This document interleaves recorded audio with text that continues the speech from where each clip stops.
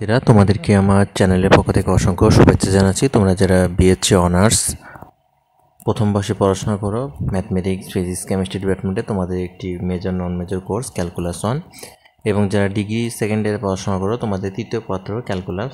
তো এই কোর্সটি আমি তোমাদেরকে করিয়ে থাকি। তো এই কোর্সের আলোকে আজকে আমি তোমাদের চ্যাপ্টার 3-এর অন্তরীকরণ এখান থেকে আজকে গুরুত্বপূর্ণ একটি ম্যাথ সলভ করে দেবো। বিশেষ করে যারা ডিগ্রিতে পড়াশোনা করো এটা তোমাদের জন্য বেশি ইম্পর্টেন্ট। এটা 19 সালে আসছিল তোমাদের, এই কারণে এই ম্যাথটি তোমাদের জন্য খুবই গুরুত্বপূর্ণ। মনোযোগ দিয়ে আজকে ক্লাসটি করবা, তাহলে তোমাদের পুরোপুরি এই ম্যাথটি ক্লিয়ার হয়ে যাবে এবং পরীক্ষাতে আসলে তোমরা সুন্দরভাবে করে আসতে পারবা। আর তোমাদের জন্য আরেকটি সুখবর রয়েছে, আমি ডিগ্রি ক্যালকুলাস কোর্স চালু করেছি। তোমরা যারা ভর্তি হতে ইচ্ছুক তোমরা আমার রেকর্ড ক্লাস প্লাস পিডিএফটি সংগ্রহ করে ফেলো আজকেই অনলাইনে ভর্তি হয়ে, এবং তোমরা হোয়াটসঅ্যাপ নাম্বারে যোগাযোগ করতে পারো। আমাদের হোয়াটসঅ্যাপ নাম্বার 01740322339, এই নাম্বারে যোগাযোগ করে তোমার কোর্সটিতে ভর্তি হয়ে কোর্সটি সংগ্রহ করে ফেলো। আর যারা ফিজিক্স কেমিস্ট্রি এবং ম্যাথমেটিক্স ডিপার্টমেন্টে পড়ো তোমাদের জন্য ক্যালকুলাস 1 কোর্সটি তৈরি হয়ে গিয়েছে, শেষ মুহূর্তে সাজেশন প্লাস ফুল কোর্স। যারা কোর্সটি সংগ্রহ করতে চাও তারা আজই ভর্তি হয়ে যাও। তো শিক্ষার্থীরা চলো আমরা মূল অঙ্কটি করে ফেলি, যে y=e⁻sin x sin a⁻x এর অন্তরীকরণ সহগটা নির্ণয় করতে বলছে। তা প্রথমে আগে দেওয়া আছে সেটা আমরা এখানে লিখে নিব, যে দেওয়া আছে, দেখো দেওয়া আছে লিখে তারপরে ওটাকে আমরা অন্তরীকরণ করব। দেখো y=e⁻sin x তারপরে কি sin a⁻x, এটাকে আমরা x এর সাপেক্ষে অন্তরীকরণ করব।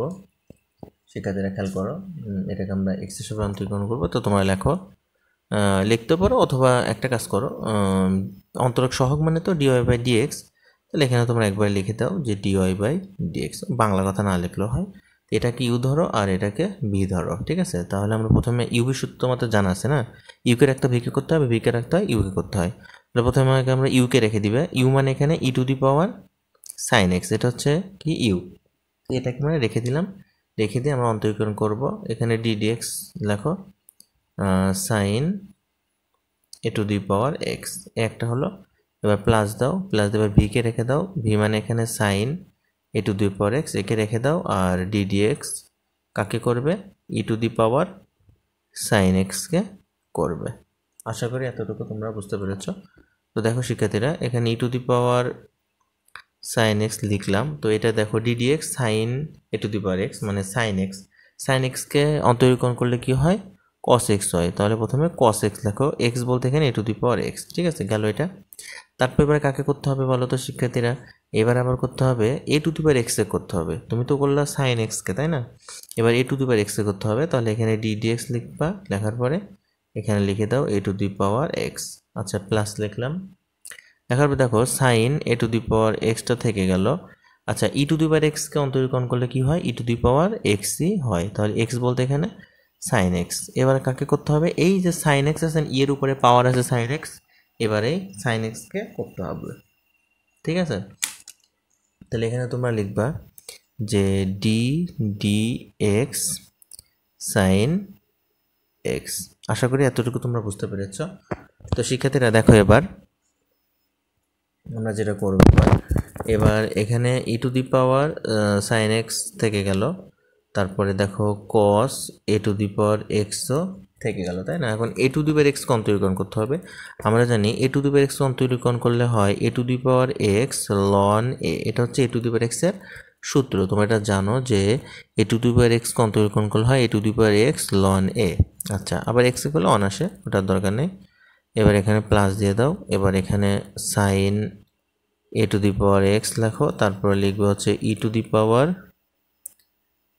x। আচ্ছা, sin x কে অন্তরীকরণ করলে কি হয়, cos x হয়, এটা তোমরা জানো। তাহলে এখানে লিখে ফেলবো হচ্ছে cos x। দেখো তো একটু তোমরা বুঝতে পারলে কিনা? আচ্ছা দেখো শিক্ষার্থীরা, এর ভিতর থেকে একটা জিনিস কমন যায়, সেটা হচ্ছে e⁻x।